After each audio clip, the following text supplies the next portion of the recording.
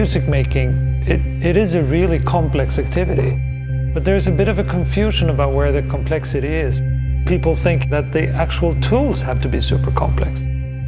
You can make complex music with a guitar, but it's actually a pretty straightforward device. It was a three-man operation to start with, the three founders, Ernst, Marcus, and Pelle. Yeah, I was number 7 to join. I think I joined just after the two guys in the garage moment.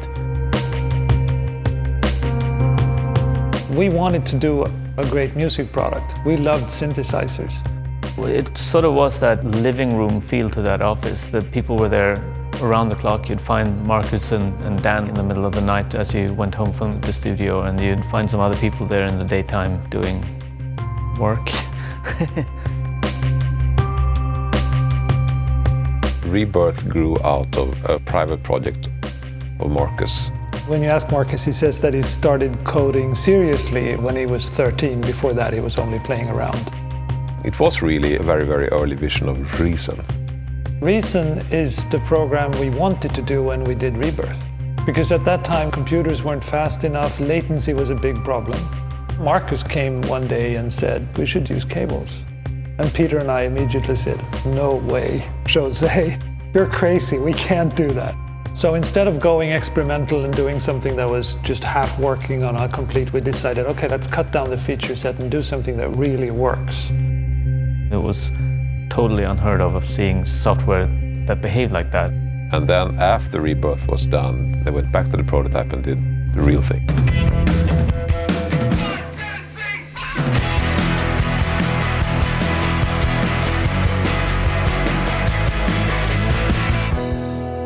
The rack metaphor made perfect sense to us because we love the hardware.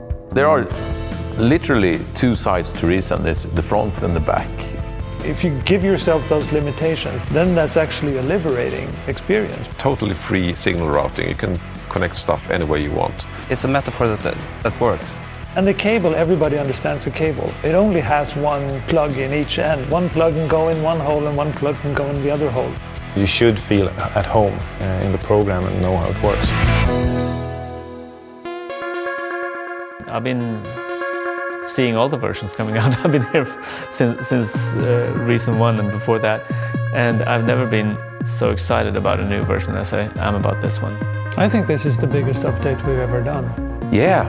Yes. Yeah, absolutely. Yeah, this is a pretty cool update. It is. I think we crammed a lot of stuff in there. The hardest thing is not coming up with nice ideas for features, obviously. It's picking the right one.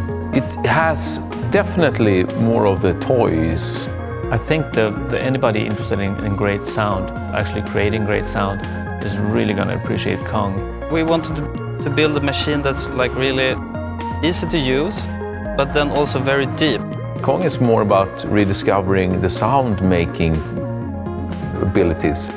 Kong is like a toy store filled with audio toys. It does really make a difference. It is a different beast.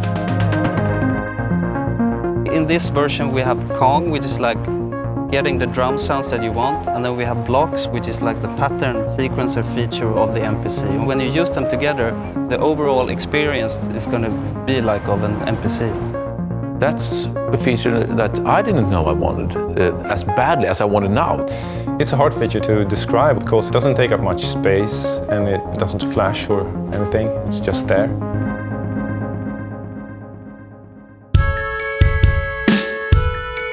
When we looked at Dr. X, we saw people using it for two completely different types of purposes. One as a starting point.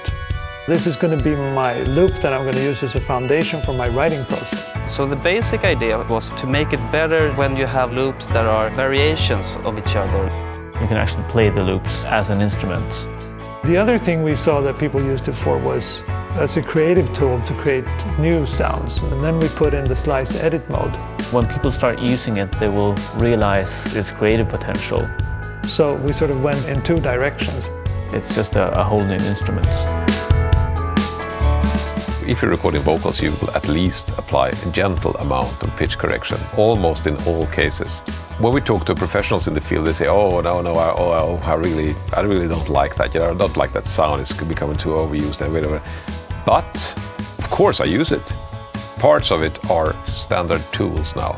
You really need to have them in your toolbox. So how can we take this one step further? Neptune is one of the things that has been living on Apelle's computer for years, I think. He sits and tinkers and comes up with amazing stuff, such as the voice synth. If you tell him something is impossible, then he'll do it. His brain is wired like that. Some new features are old features that we have resurrected, like sampling. It's not made to make a perfect rendition of that grand piano, but it's made to capture those spur-of-the-moment ideas that just pops up. Going back into the low-tech way of doing sampling, you can reach points where you had no idea that you would end up. If you listen to old records based on samples, you can definitely hear that there might have been a plan, but it sort of meandered through the process of actually capturing those samples.